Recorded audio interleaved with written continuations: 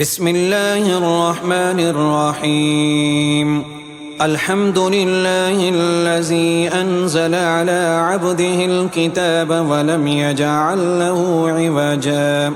قيما لينذر بأسا شديدا من لدنه ويبشر المؤمنين الذين يعملون الصالحات أن لهم أجرا حسنا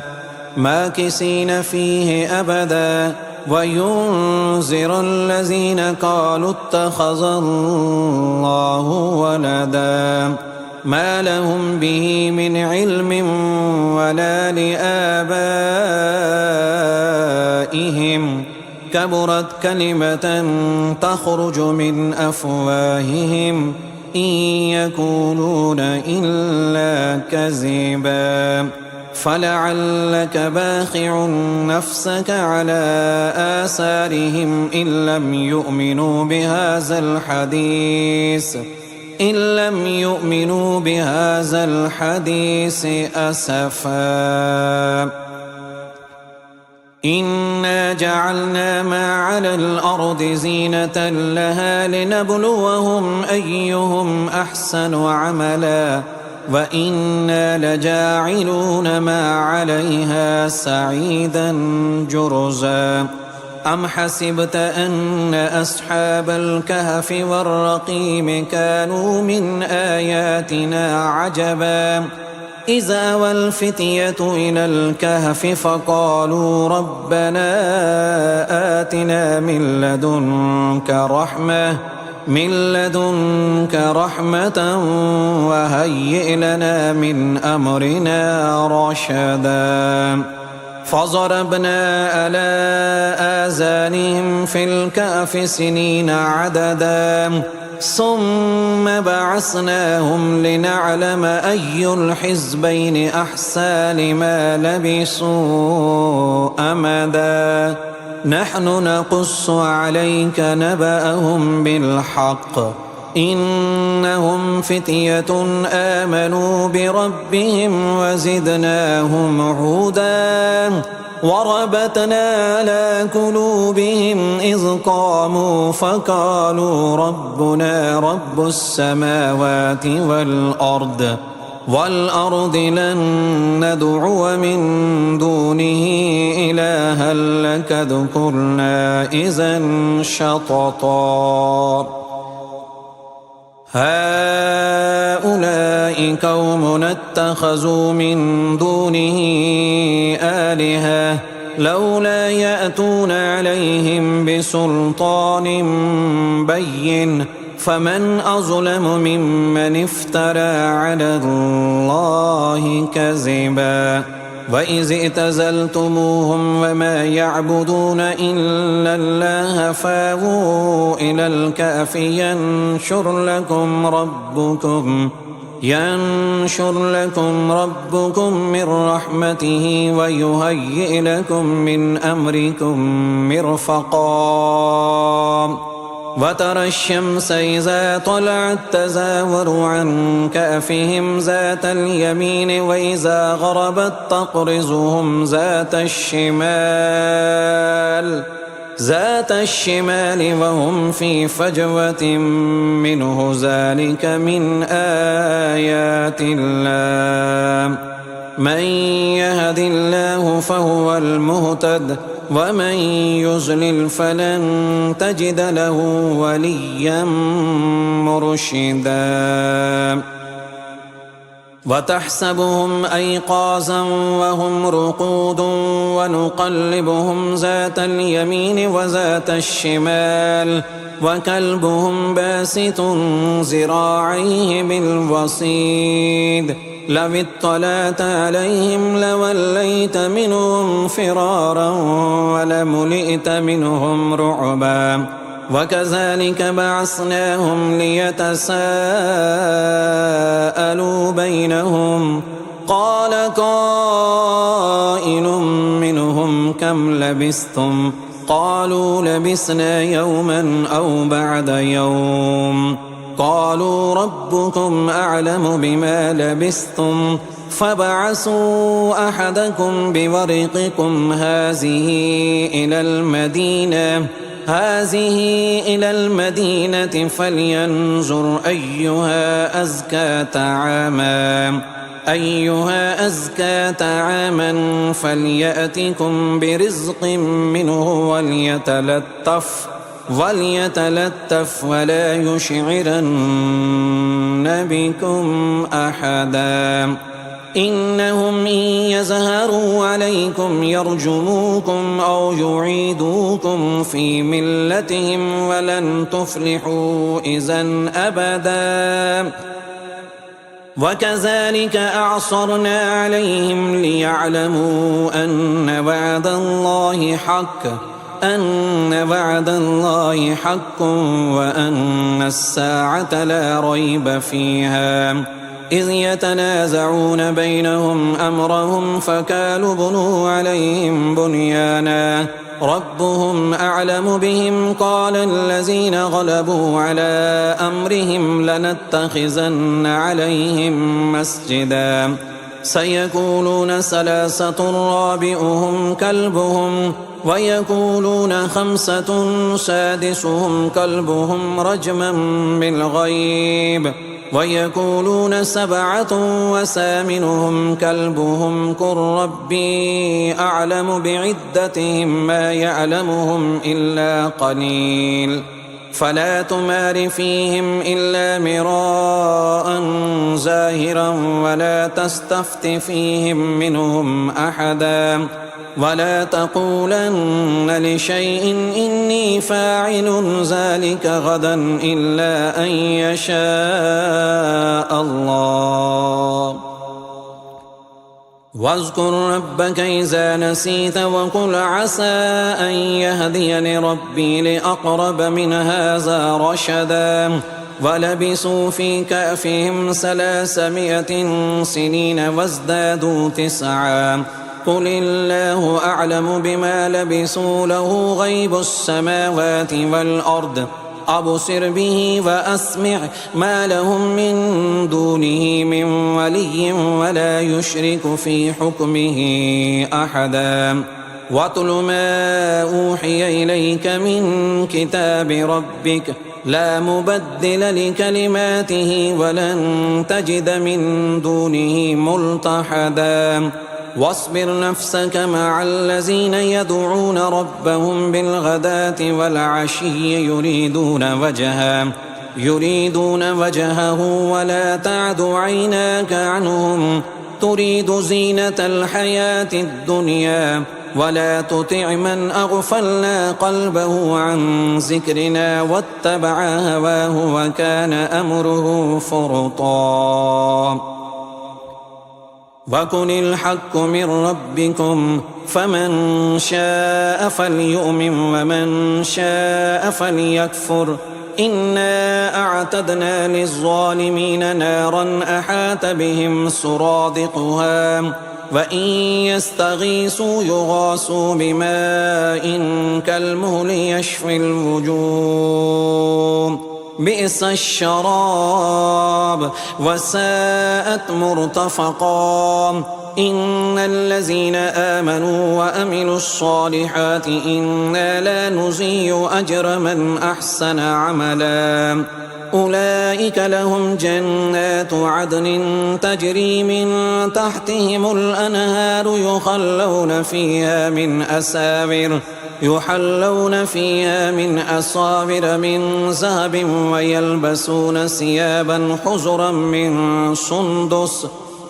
من سندس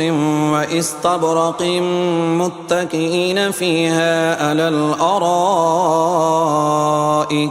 نعم الثواب وحسنت مرتفقا واضرب لهم مثل الرجلين جعلنا لأحدهما جنتين من أعناب وحففناهما بنخل وجعلنا بينهما زرعا كلتا الجنتين آتت أكلها ولم تظلم منه شيئا وفجرنا خلالهما نهرا وكان له ثمر فقال لصاحبه وهو يحاوره أنا أكثر منك مالا وأعز نفرا ودخل جنته وهو ظالم لنفسه قال ما أظن أن تبيد هذه أبدا وما أظن الساعة قائمة ولئن رددت إلى ربي لأجدن خيرا منها منقلبا قال له صاحبه وهو يحاوره أكفرت بالذي خلقك من تراب ثم من نطفة ثم سواك رجلا لكن هو الله ربي ولا أشرك بربي أحدا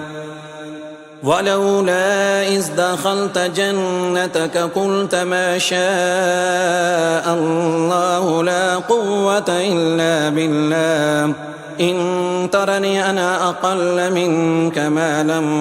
وولدا فعسى ربي أن يؤتيني خيرا من جنتك ويرسل عليها حسبانا من السماء فتصبح سعيدا زلقا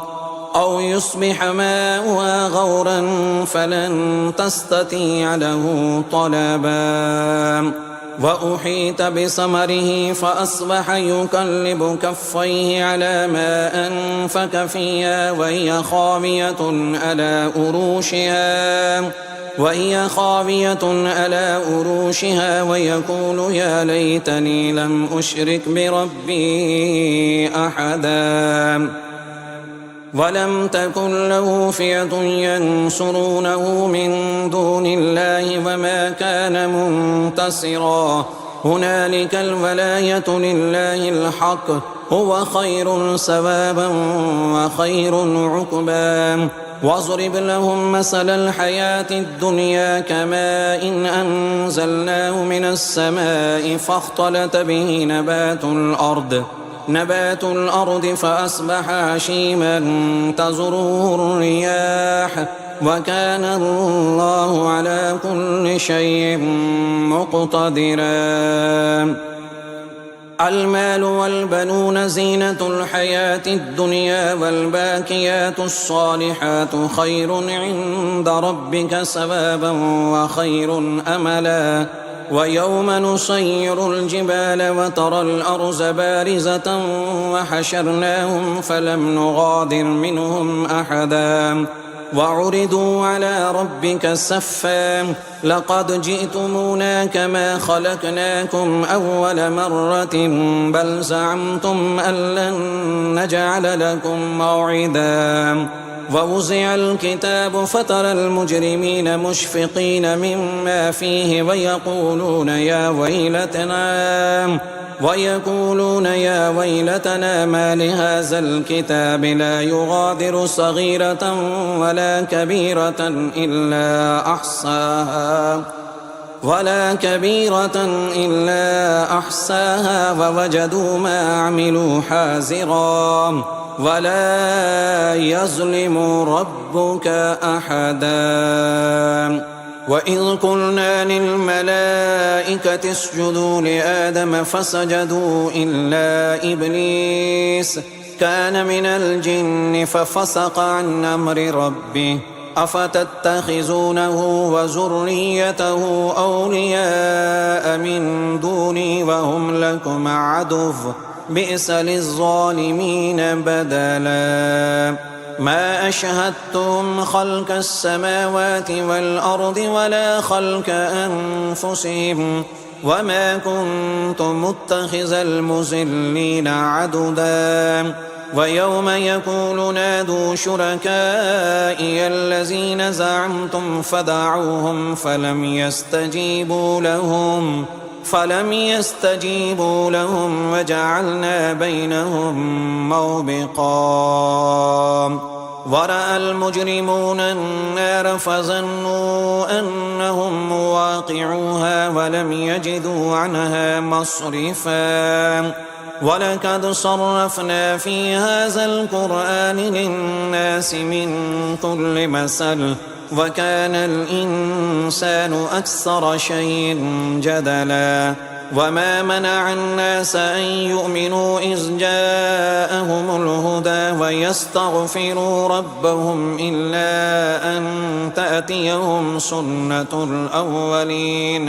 سنة الأولين أو يأتيهم العذاب قبلا وما نرسل المرسلين إلا مبشرين ومنذرين ويجادل الذين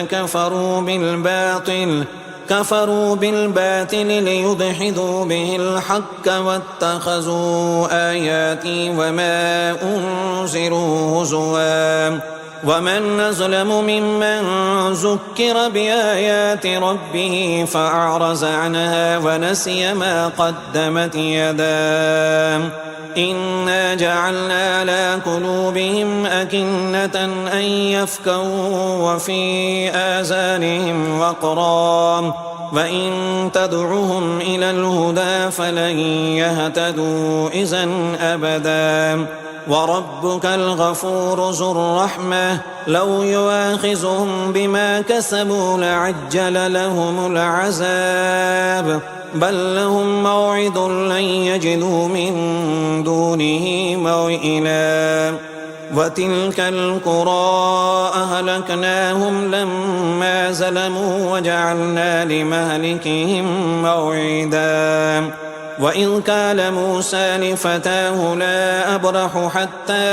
أبلغ مجمع البحرين أو أمضي حقبا فلما بلغا مجمع بينهما نسيا حوتهما فاتخذ سبيله في البحر سربا فلما جاوزا قال لفتاه آتنا غداءنا لقد لقينا من سفرنا هذا نصبا قال أرأيت إذا أوينا إلى الصخرة فإني نسيت الحوت وما أنسانيه إلا الشيطان أن أذكره واتخذ سبيله في البحر عجبا قال ذلك ما كنا نبغي فارتدا على آثارهما قصصا فوجدا عبدا من عبادنا آتيناه رحمة من عندنا وعلمناه من لدنا علما قال له موسى هل أتبعك على أن تعلمني مما علمت رشدا قال إنك لن تستطيع معي صبرا وكيف تصبر على ما لم تحط به خبرا قال ستجدني إن شاء الله صابرا ولا أعصي لك أمرا قال فإن اتبعتني فلا تسألني عن شيء حتى أحدث لك منه ذكرا فانطلقا حتى إذا ركبا في السفينة خرقها قال أخرقتها لتغرق أهلها لقد جئت شيئا إمرا قال ألم أقل إنك لن تستطيع معي صبرا قال لا تؤاخذني بما نسيت ولا ترهقني من أمري عسرا فانطلقا حتى إذا لقيا غلاما فقتله قال أقتلت نفسا زكية بغير نفس لقد جئت شيئا نكرا قال ألم أكن لك إنك لن تستطيع معي صبرا قال إن سألتك عن شيء بعدها فلا تصاحبني قد بلغت من لدني عذرا فانطلقا حتى إذا أتيا أهل قرية استطعما أهلها فعبوا أن زيفوهما فوجدا فيها جدارا يريد أن ينقض فأقاما قال لو شئت لاتخذت عليه أجرا قال هذا فراق بيني وبينك سأنبئك بتأويل ما لم تستطع عليه صبرا أما السفينة فكانت لمساكين يعملون في البحر فأردت أن أعيبها وكان وراءهم ملك يأخذ كل سفينة غصبا وأما الغلام فكان أبواه مؤمنين فخشينا أن يرهقهما طغيانا وكفرا فأردنا أن يبدلهما ربهما خيرا منه زكاة وأقرب رحما وأما الجدار فكان لغلامين يتيمين في المدينة وكان تحته كنز لهما وكان أبوهما صالحا فأراد ربك أن يبلغا أشدهما ويستخرجا كنزهما رحمة من ربك وما فعلته عن أمري ذلك تأويل ما لم تسطع عليه صبرا ويسألونك عن ذي القرنين قل سأتلو عليكم منه ذكرا إنا مكنا له في الأرض وآتيناه من كل شيء سببا حتى إذا بلغ مغرب الشمس وجدها تغرب في عين حمية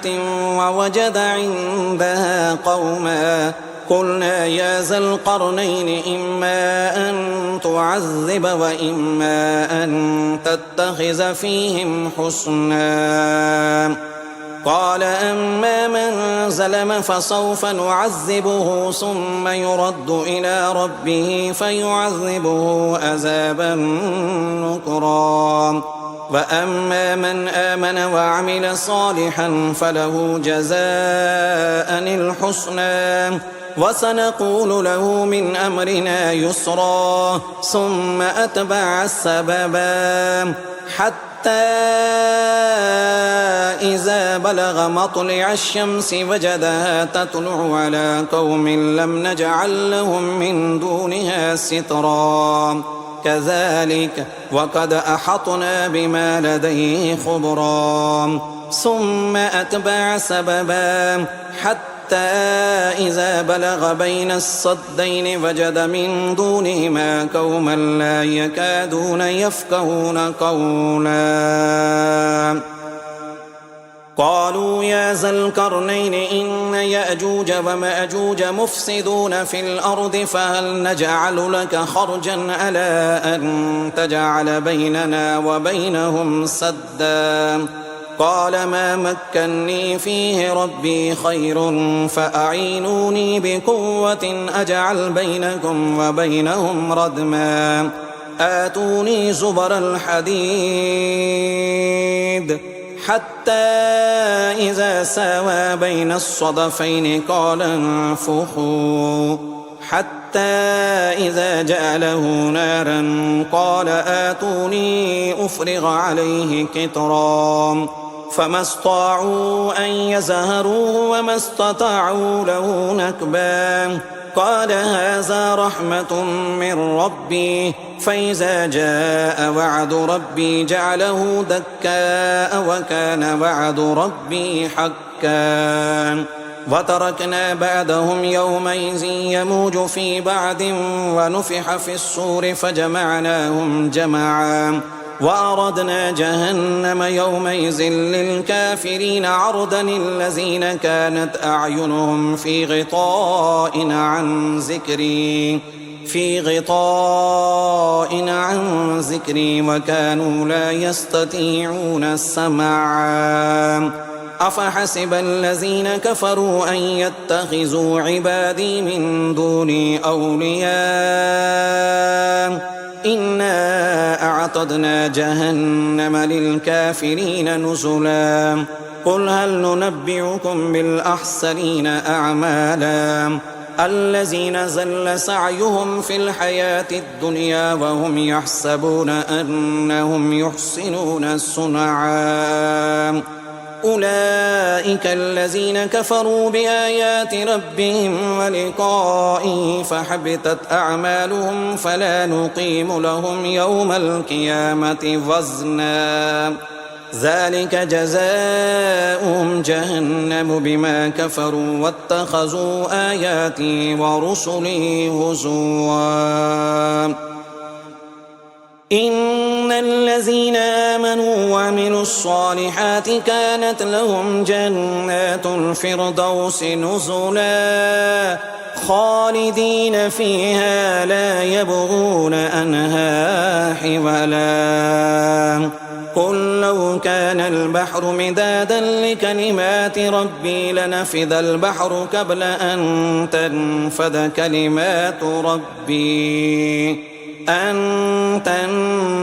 كلمات ربي ولو جئنا بمثله مددا قل إنما أنا بشر مثلكم يوحى إلي أنما إلهكم إله واحد فمن كان يرجو لقاء ربه فليعمل عملا صالحا ولا يشرك بعبادة ربه أحدا.